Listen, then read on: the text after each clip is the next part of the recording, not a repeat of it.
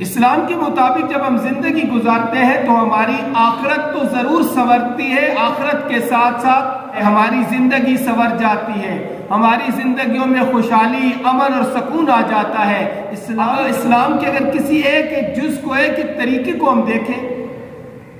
تو اس کے اندر بے شمار فوائد ہیں۔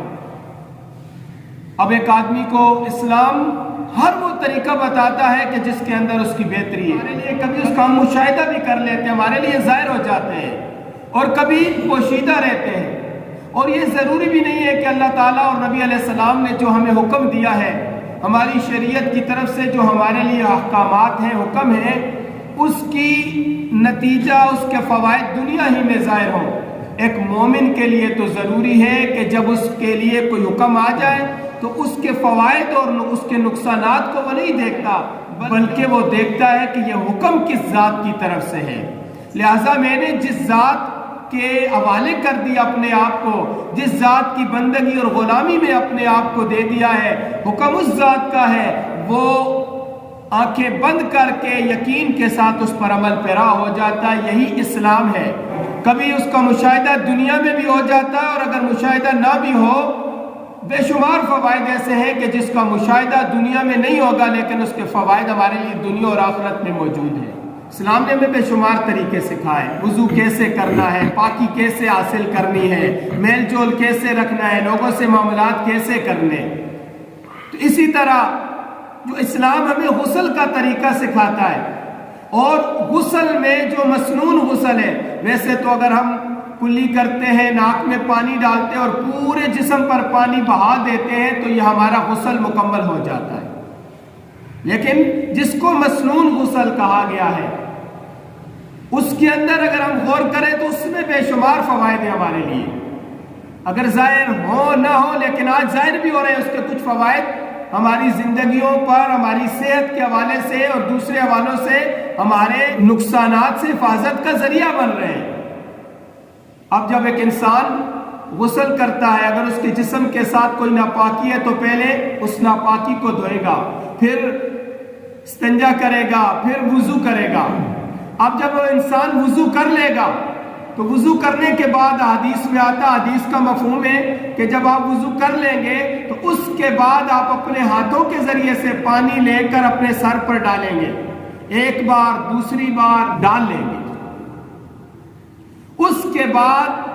آپ اپنے پورے جسم پر پانی بہائیں گے۔ یہ مسنون طریقہ ہے کہ پہلے وضو کیا جائے گا نماز کی طرح، لازمی بات ہے اس کے اندر پہلے اپنی نجاست وغیرہ کو، جسم کے ساتھ کوئی گندگی لگی ہے تو اس کو صاف کرنا ہے۔ اس کے بعد پھر نماز کی طرح جس طرح ہم وضو کرتے ہیں، نماز کی طرح جب ہم وضو کریں گے، وضو کرنے کے بعد اور اپنے جسم پر پانی بہانے سے پہلے حدیث کا مفہوم ہے، حدیث میں آتا ہے کہ اپنے چلو کے ساتھ، اپنے ہاتھوں کے ساتھ پانی لے کر اپنے سر کے سائڈ پر ڈالیں، دوسری سائڈ پر ڈالیں، سر پر ڈالیں، اور پھر اپنے سر کو مل رہے ہیں۔ حدیث میں تو یہ طریقہ ہمارے مسنون غسل کا ہمیں بتایا گیا ہے کہ اس طریقے پر تم نے غسل کرنا ہے۔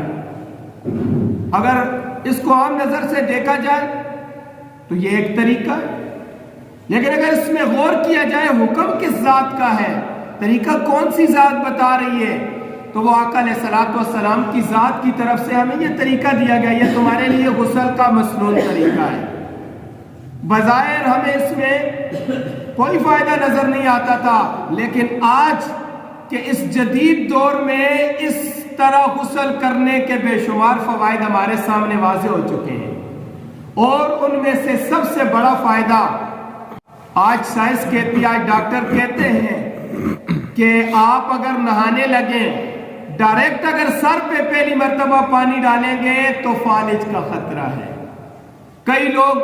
سویرے اٹھتے ہیں، نہانے کے لیے گئے، وہیں گر گئے، وضو کر رہے ہیں، ڈائریکٹ اپنے سر پر پانی ڈال لیا، اور فوراً اپنے سر پر پانی ڈالنے کی وجہ سے فالج کا خطرہ ہے، برین ہیمریج ہو رہا ہے، فالج ہو رہا ہے، رگ پھٹ جاتی ہے۔ آج ڈاکٹر بھی کہتے ہیں کہ آپ ہاتھ دھوئیں، پاؤں دھوئیں، جسم کا کوئی اور حصہ دھوئیں، درجہ حرارت برابر ہو جائے، پھر اپنے سر کے پاس پانی لے جائیں، پھر سر پہ پانی ڈالیں۔ اور خصوصاً بتایا جاتا ہے کہ جو کمزور افراد ہیں، جو عمر رسیدہ ہیں، بوڑھے ہیں، مرد ہیں یا عورتیں، انہیں تو بہت زیادہ احتیاط کرنی چاہیے، اور یہ مسئلہ نوجوانوں میں بھی ہو رہا ہے۔ تو بہرحال جو شریعت نے ہمیں مسنون طریقہ بتا دیا غسل کا،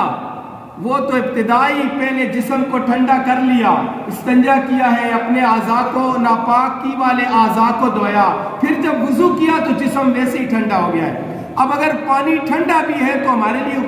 ایک تو فائدہ یہ ہے کہ غسل کرنا مشکل نہیں رہا، ڈائریکٹ اپنے اوپر ٹھنڈا پانی ڈالنا یا سردیوں میں خصوصاً پانی ڈالنا بہت ہمت کا کام ہوتا ہے۔ کبھی تو بسا اوقات غسل خانوں سے آوازیں بھی آ رہی ہوتی ہیں ٹھنڈا پانی ڈالنے کی وجہ سے۔ اور اس کا سب سے بڑا فائدہ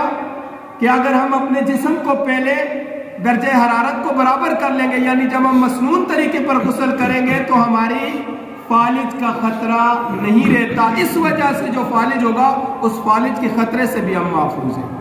تو لہٰذا شریعت نے ہمیں زندگی گزارنے کے بہترین طریقے عطا کیے ہیں، چاہے ان کے فوائد ہمیں دنیا میں نظر آتے ہیں یا نہیں آتے،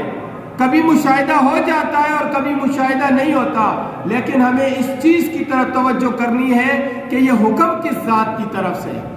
جب اللہ اور اللہ کے رسول کی طرف سے حکم ہے تو ہماری بندگی کا اور اس کے رب ہونے کا تقاضا یہ ہے کہ ہمیں اس کے فوائد، دنیاوی فوائد اور نقصانات کو مد نظر نہیں رکھنا، بلکہ ہم نے یہ دیکھنا ہے کہ حکم کس ذات کی طرف سے ہے۔